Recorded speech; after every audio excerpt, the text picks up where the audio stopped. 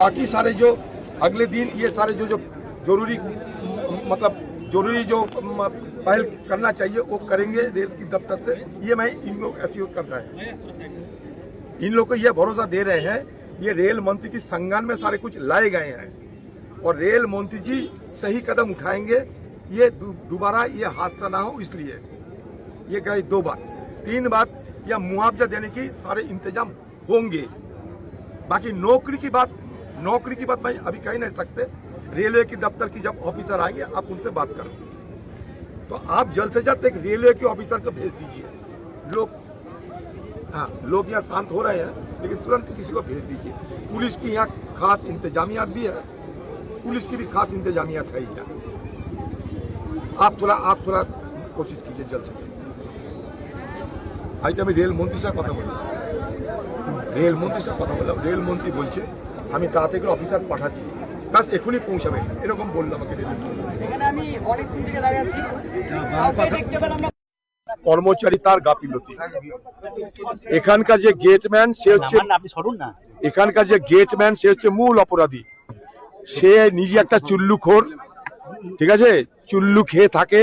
এখানটায় সে কিছু সতর্কতা অবলম্বন না করে সে রেল গেটটা খুলে দিয়েছে। রেল গেট খুলে দেওয়া মানে এটা লেভেল ক্রসিং, এটা যদিও ম্যান লেভেল ক্রসিং, এখানে কর্মচারী আছে। সে রেল গেটটা খুলে দিয়েছে, কর্তব্য পালন করেনি।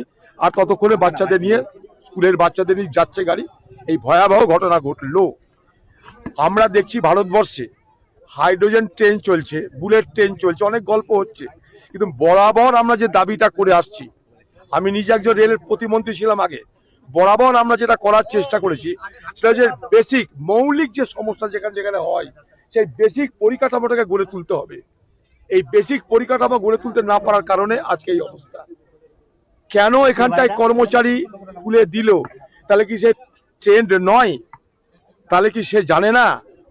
তাকে কি কোনো ক্যাজুয়াল ডাকা হয়েছে, না তাকে কি আউটসোর্সিং করা হয়েছে, কোথাও থেকে নিয়ে আসা হয়েছে ভাড়া করে?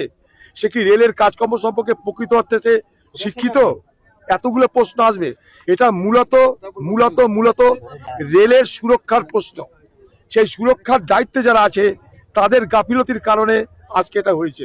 এটার পূর্ণাঙ্গ তদন্ত হওয়া উচিত। এবং আরো বলবো যে এইগুলো থেকে মুক্তি পেতে গেলে দীর্ঘস্থায়ী পরিকল্পনার জন্য যে সমস্ত সিদ্ধান্ত রেলের কর্তৃপক্ষের আছে, রেল দপ্তর আছে, সেগুলোকে দ্রুত এখানটাই বাস্তবায়িত করা দরকার। নালে এই শুধুমাত্র একটা ব্যক্তির জন্য এতগুলো বাচ্চার প্রাণ গেল, কেউ মৃত্যুর সঙ্গে পাঞ্জা লড়ছে, কেন এত বড় ক্ষতি হলো, এতগুলো বাচ্চার প্রাণ গেল, এটা এই এলাকার মানুষের কাছে অত্যন্ত বড় প্রশ্ন। তাই স্বাভাবিকভাবেই তারা দাবি করছে রেলের অফিসার আসুক, তাদের সঙ্গে কথা বলবে। আমি এর মধ্যে রেল দপ্তর যিনি মন্ত্রী আছে তার সঙ্গে কথা বলেছি, তিনিও বলেছেন আমরা যা করার করছি, এতটুকু পর্যন্ত জানি। আমি রেলের মন্ত্রী অশ্বিনী কুমার সাহেবের সঙ্গে কথা বলেছি, এখনো বললাম, কারণ আমি যখন দায়িত্বে ছিলাম তার সঙ্গে চেনা জানা ছিল। অজিত দা, এর আগেও একবার